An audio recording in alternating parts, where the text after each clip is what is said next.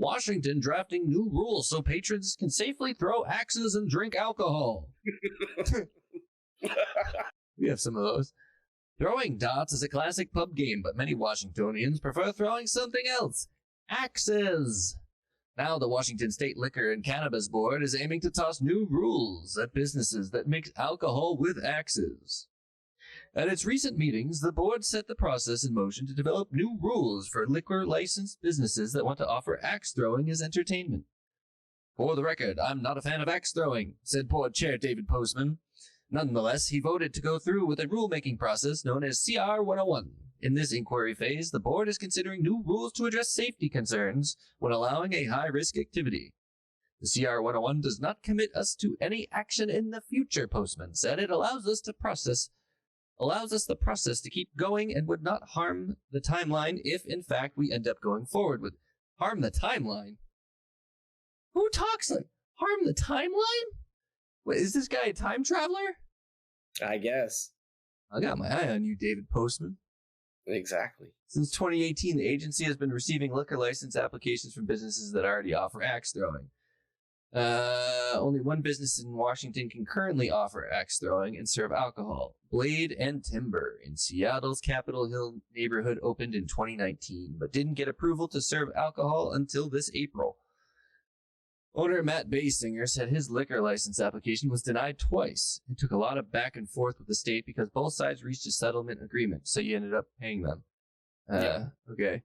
Goal was, how can we create systems and structure and safety nets that ensure the axe throwing and alcohol can go hand in hand and that it can be done safely? Settlement could be the blueprint for new rules being developed to deal with safety while throwing axes and drinking alcohol. I mean, yeah, sure. That's great. How long till somebody loses a hand? Dude, they've had these forever now. Oh, okay, but it's not regular. Okay, I mean, I people probably do it at home, but like they said, there's only one place in Washington that allows it. So I just see you allowing people to get drunk and throw axes as a bad combination. Have you ever gotten drunk in the woods? Yeah, didn't throw axes. Jumped over a fire. Why didn't you throw axes? You throw knives, you throw axes, you try and hit each other with hammers, you do all sorts of stupid shit in the woods. That's what makes a human human. But as a business, could you imagine what your insurance premiums could be? Oh, it'd be fucking wild. Yeah. They're in a waiver big enough to cover that. That's fucking amazing though. That's fantastical. I love it.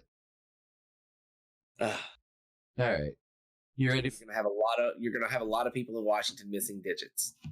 I don't think so.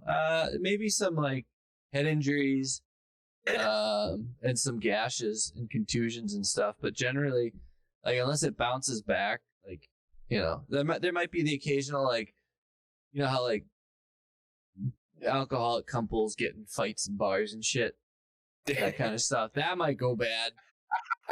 Now you have an axe instead of fucking like the stool. There's already a weapon involved. There's already a very deadly weapon, yeah.